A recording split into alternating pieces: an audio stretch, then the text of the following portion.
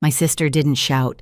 She looked straight at me, calm and confident, and said, "You're too toxic. Get out." The room went quiet. My mom avoided my eyes. My stepdad didn't say a word. So I stood up, picked up my bag, and left without arguing. I didn't defend myself. I didn't beg. I just walked away. 7 days later, my phone started ringing nonstop. Her voice was panicked, almost breathless. Why did I get an eviction notice? That was when she finally realized something she never expected. Toxic people don't let sisters live rent-free forever. Before I explain how it got there, tap like and comment where you're listening from, especially if setting boundaries ever made you the villain. My name is Elizabeth. I'm 35 and I work as a dentist. Most days, my life looks calm from the outside. Clean white coats, quiet exam rooms, the low hum of equipment in the background. People usually tell me I seem put together. What they don't see is how much of that calm was built by learning how to swallow discomfort without making a sound. My family wasn't always like this. When my biological father passed away, everything shifted quietly like furniture moved in the dark. My mom remarried a few years later. That's how my stepfather came into our lives along with his daughter, my stepsister. On paper, we became a blended family. In real life, it felt more like a balancing act that never quite settled. Growing up, I learned early that I was the capable one, the responsible one, the one who didn't need much. If something needed to be handled, it usually landed on me. Not because anyone said it out loud, but because I didn't complain when it did.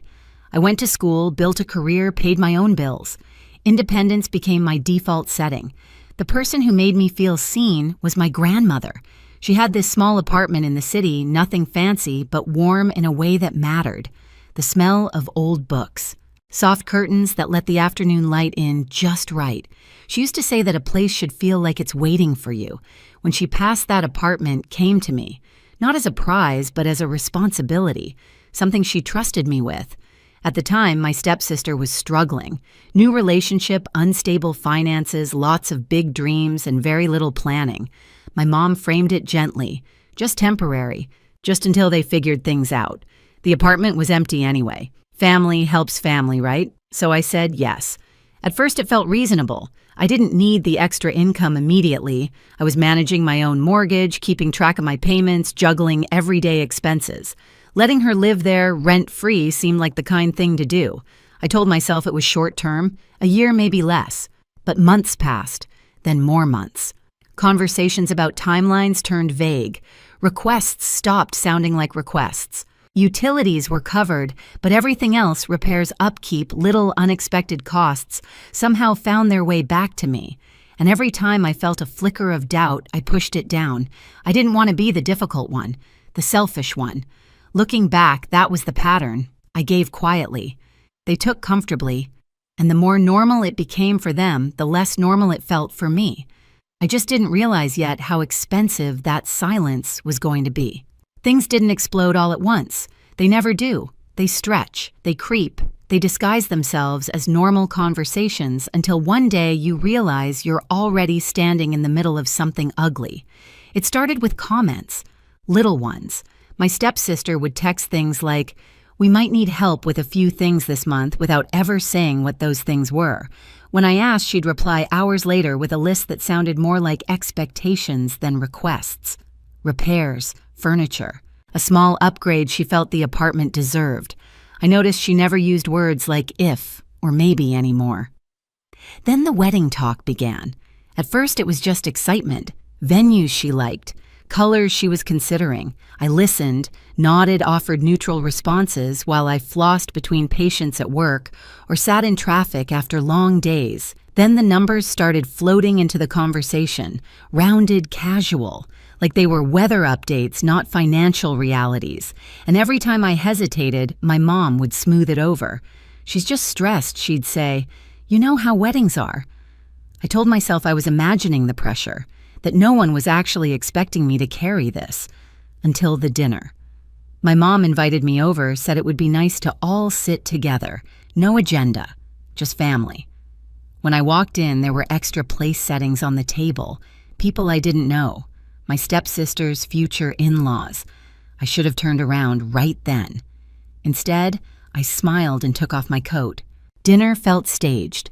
Compliments aimed in my direction. Questions about my work, about how well I was doing. The kind of attention that makes your shoulders tighten because you can feel the ask coming before it arrives. And then it did.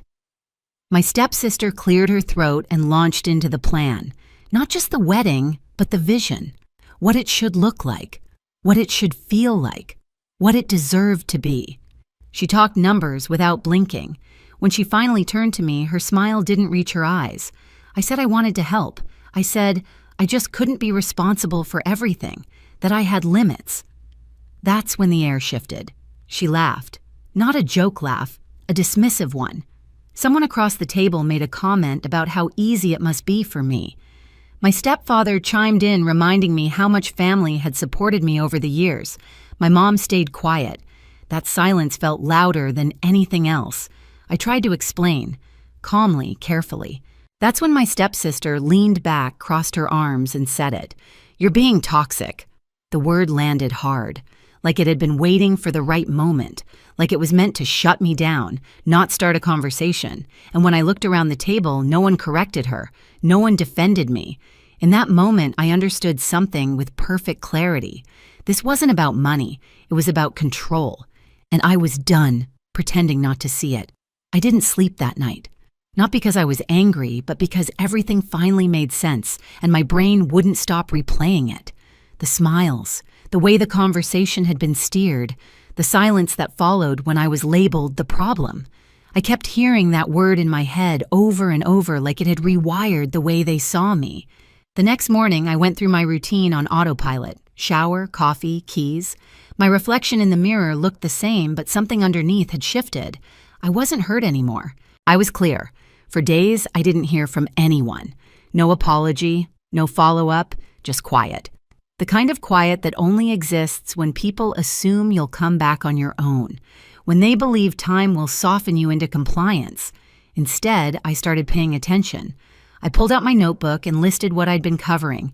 Payments here, bills there, small things that added up over time. I wasn't spiraling. I wasn't plotting.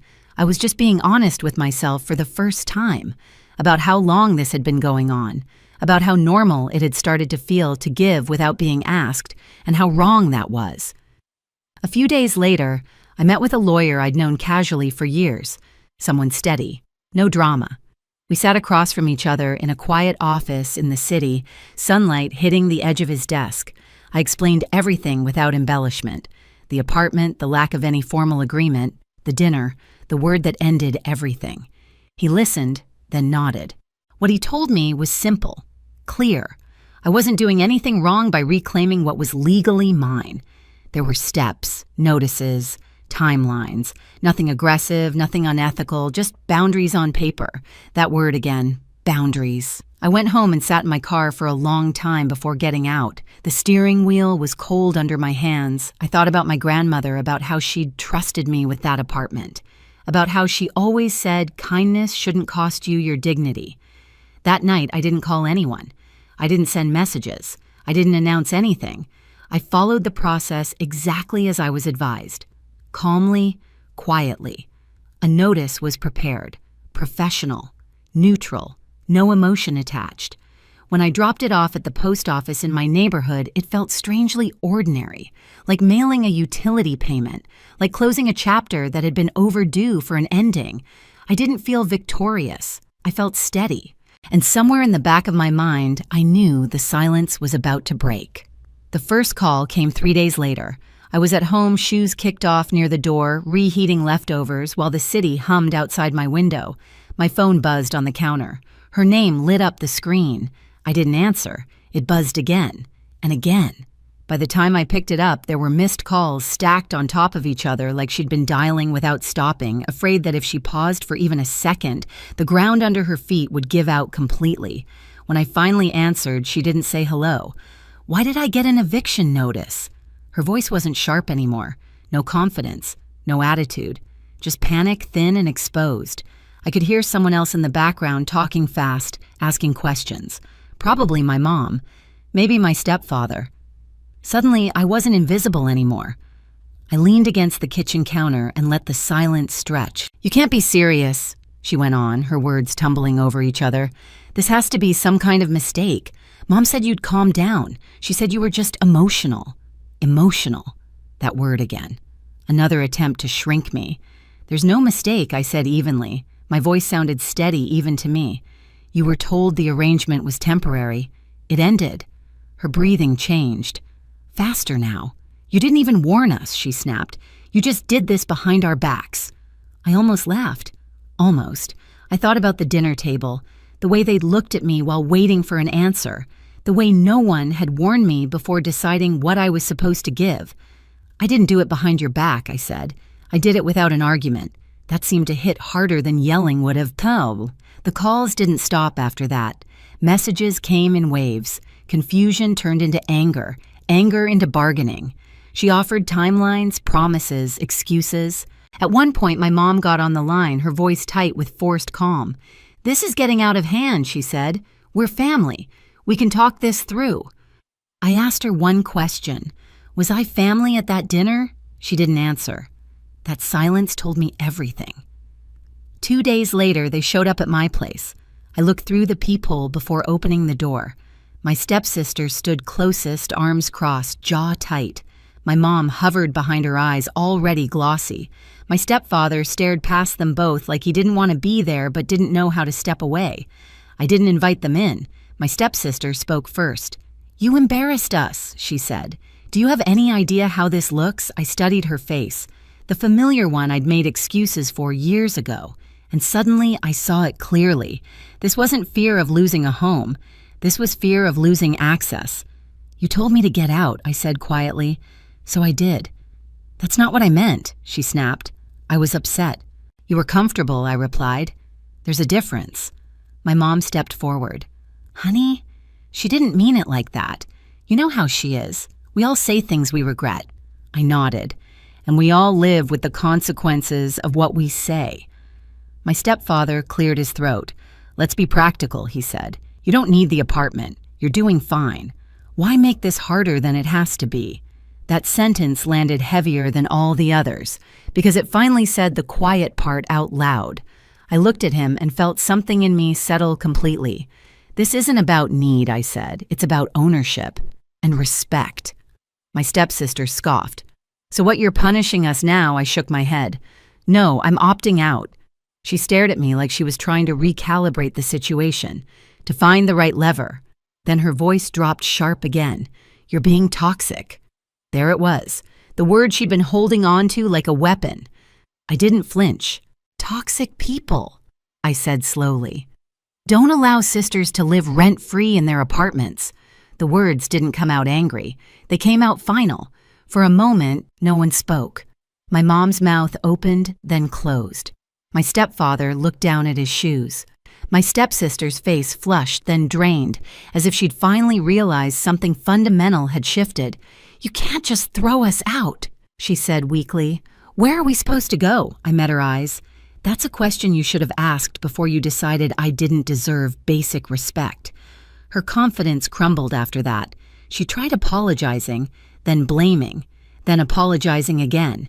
Each version sounded rehearsed, like she was flipping through scripts, hoping one of them would still work on me. None of them did.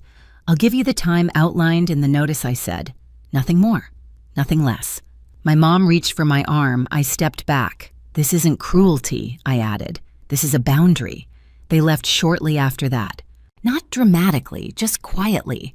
The kind of quiet that follows when people realize they've pushed too far and there's no way to undo it. The remaining weeks passed with surprising calm. No more calls, no more messages, just space. On the final day, I didn't go inside the apartment. I stayed across the street, sitting in my car, watching them load boxes. My stepsister avoided looking in my direction.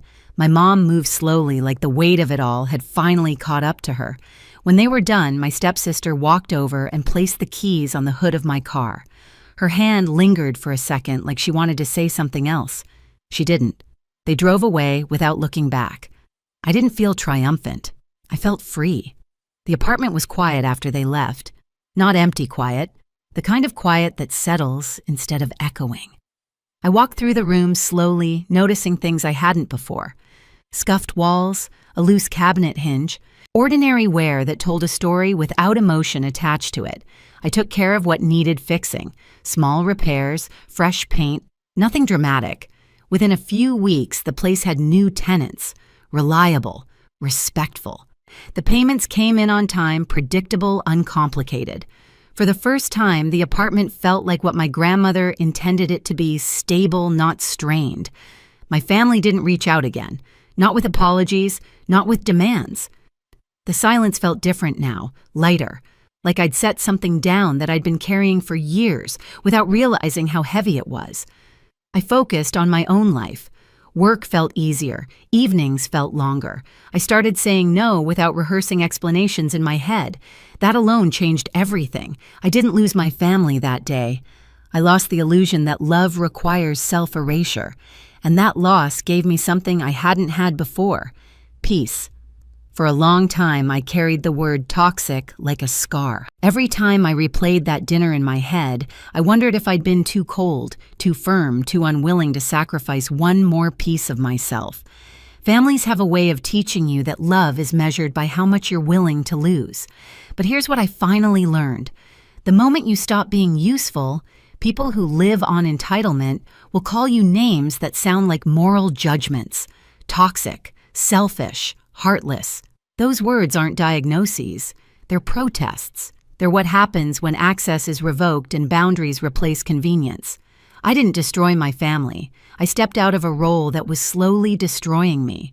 Life is quieter now, not empty, just honest. I spend my time, energy, and money on things that grow instead of drain me. And the peace that comes from that is worth more than any approval I was chasing before. If this story feels uncomfortably familiar, you're not alone. Share where you're listening from and what boundary changed your life. It might help someone else feel seen too. And if you want more real stories about family betrayal, quiet revenge, and choosing self-respect, make sure you subscribe.